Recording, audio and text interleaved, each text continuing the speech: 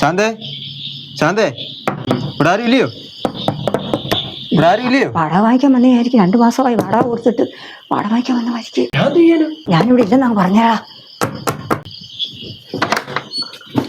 എന്തുകൂടെ കഥ ഉറക്കത്തില്ല താമസം? ഇവിടെ ആരും ഇല്ല മാമ. ഞാൻ ഇവിടെ ആരെങ്കിലും ഉണ്ടോ ചോദിച്ചു. അങ്ങനെ ചോദിച്ചാലും ഇവിടെ ആരും ഇല്ല. എന്തുകൂടെ പറയാൻ ശാന്ത എന്തിയാടാ? ഇവിടെ ഇല്ല. എടാ ഈ മാസത്തെ വാടക ഇങ്ങട്. ഇവിടെ ആരും ഇല്ല. പിന്നെ നീ ഏതാ? നീ ഓട്ടിക്കാൻ വല്ല കയറി തന്നു.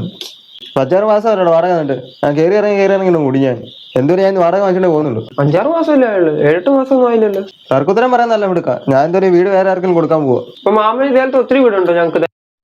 നിങ്ങൾക്ക് കയറാൻ വേണ്ടിയോ? അമ്മയും മക്കളോട് ഇറങ്ങി കൊടുന്നു.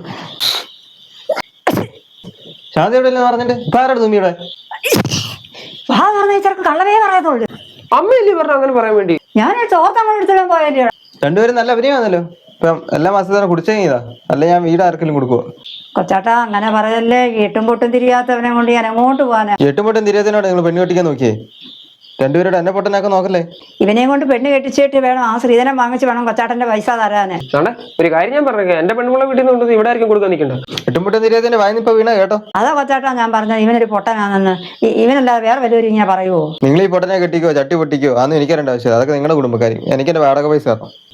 അതൊക്കെ ഞങ്ങളുടെ കുടുംബക്കാരിയാ. രാത്രി കയറി ഞങ്ങളുടെ കുടുംബത്തിൽ ഇടപെട്ടിട്ട് അറിയുമ്പോ ഞങ്ങളുടെ കുടുംബത്തിൽ നിന്ന്. നിന്റെ കുടുംബോ? ഞാൻ കഷ്ടപ്പെട്ട് കള്ളച്ചാരാൻ വിറ്റുണ്ടാക്കിയ വീടാ. ചുമ്മാതല്ല. ചെറുതനേരം ഒരു തേയിലവെള്ളം പോലും വിടാൻ അറിയാൻ വയ്യാത്തവനെ കള്ളവാച്ച് ആണെന്ന് പറഞ്ഞു പിടിച്ചോണ്ട് പോയി. ഞാനത് കയറി ഏൽക്കുകയും ചെയ്തു. നിങ്ങൾക്ക് വാടകനുള്ള പൈസ വെച്ച് അമ്മ എന്നെ ഇറക്കിയത്. അല്ല കണക്ക് വെച്ച് നോക്കണ പൈസ ഇങ്ങോട്ടാ വരേണ്ടത്. മര്യാദക്ക് പൈസ. ഞാൻ പൈസ എടുത്തില്ല. പൈസ നാളെ കൊടുത്തു. അങ്ങനെയൊക്കെ പോയാലോ? ഹലോ അവിടെ നിൽക്കവിടെ പൈസ